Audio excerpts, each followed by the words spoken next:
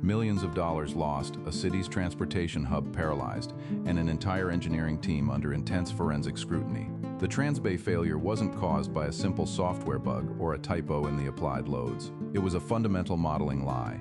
When we investigated this case study in our last video, we saw the physical cracks in the steel. Today, we look at the mathematical cracks. The true culprit?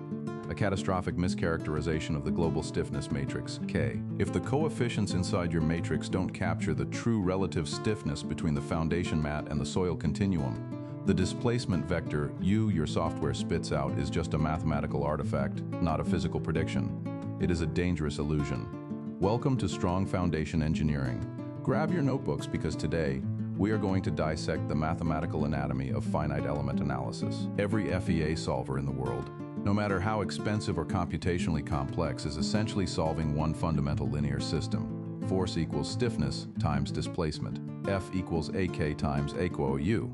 As engineers, we define the external forces, F, and the software calculates the resulting displacements, U. But the entire magic trick, the core of the simulation, happens inside K.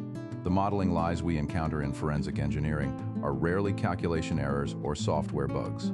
They are assumptions hidden inside K that fail to capture how the superstructure interacts with the foundation. If K is wrong, U is pure fiction. Think of the Global Stiffness Matrix as a translator between applied force and physical movement. If the translator doesn't speak the complex language of soil structure interaction, the resulting design is dangerously blind to reality. To build K, we must slice our continuous physical reality into discrete pieces, a process known as discretization.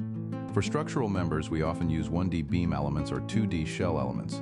But here's the catch. The software uses mathematical rules called shape functions, n, to guess how these elements bend between the nodes. If you use linear first-order shape functions to model a structural member undergoing high curvature, the math simply cannot bend smoothly. The element becomes artificially stiff, resisting the bending moment by locking its shear capacity. We call this phenomenon shear locking.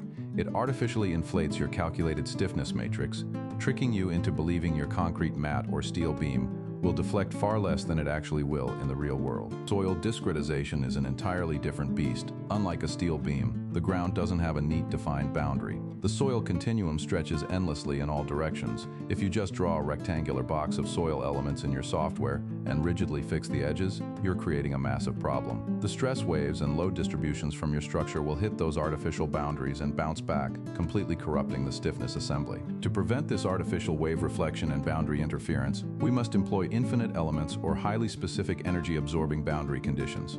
Failing to do this means you are designing a foundation inside a rigid mathematical bathtub, completely ignoring how stresses naturally dissipate into the deep earth. Let's look under the hood at the local elements. Stiffness matrix small key A.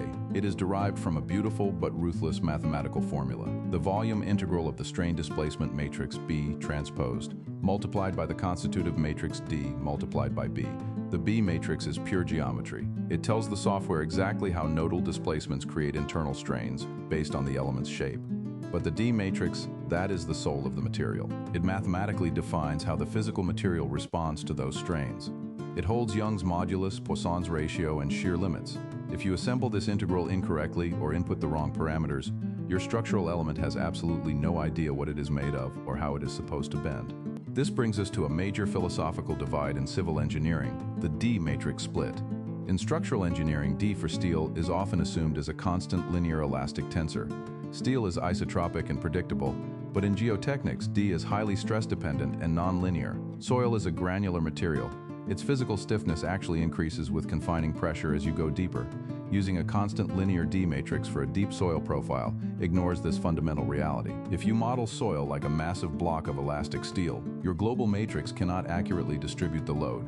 It will predict structural settlements that are wildly inaccurate, leading to potentially catastrophic differential movements. Now, let's address a critical difference in support conditions, the coupling problem. Engineers often fall for the Winkler fallacy, modeling the soil beneath a mat as a series of independent vertical springs. Mathematically, this simplifies K into a purely diagonal matrix, assuming zero shear coupling between adjacent nodes. But the continuum reality is vastly different. True geotechnical behavior requires off-diagonal terms in the matrix to represent the settlement basin. Loading a single node must induce displacement in the adjacent nodes because soil is a continuous mass. Without these off-diagonal terms, you are modeling your superstructure on a bed of springs that completely misses the secondary bending moments induced by a continuous interconnected earth. Here is a dark secret many engineers overlook.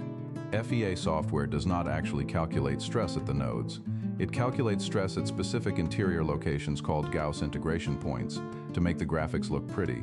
The software extrapolates and averages these internal stresses back to the nodes to create smooth color contours. We call this the smoothing error. In forensic engineering, this smoothing is incredibly dangerous. It can completely mask highly localized stress concentrations, like deadly shear peaks in a concrete mat or plastic yield zones in a steel connection. The designer looks at the smoothed, averaged colors and believes the system is safely within limits, while the actual Gauss points have already silently reached the yield criterion. Finally, we assemble the local matrices into the massive global K, but beware the danger of rigid support boundary conditions. By mathematically suppressing degrees of freedom, DOF, at the base of a column, you are forcing infinite stiffness into your matrix. You kill the stiffness negotiation between the structure and the ground, hiding the very differential settlements that trigger structural collapse. We have deconstructed the finite element method to its mathematical skeleton, proving that the black box is only as honest as the engineer who assembles the matrix. But even a perfect linear assembly cannot capture the reality of a shifting site. The math we've discussed today assumes a linear, elastic world, but in practice, materials yield, geometry shifts, and stiffness is a moving target. How do we force this mathematical engine to reflect a nonlinear reality? In the next video, we move from the engine to the strategy, exploring high-fidelity modeling, second-order effects, and the high-stakes negotiation of structural stability. Subscribe to Strong Foundation Engineering so you don't miss it.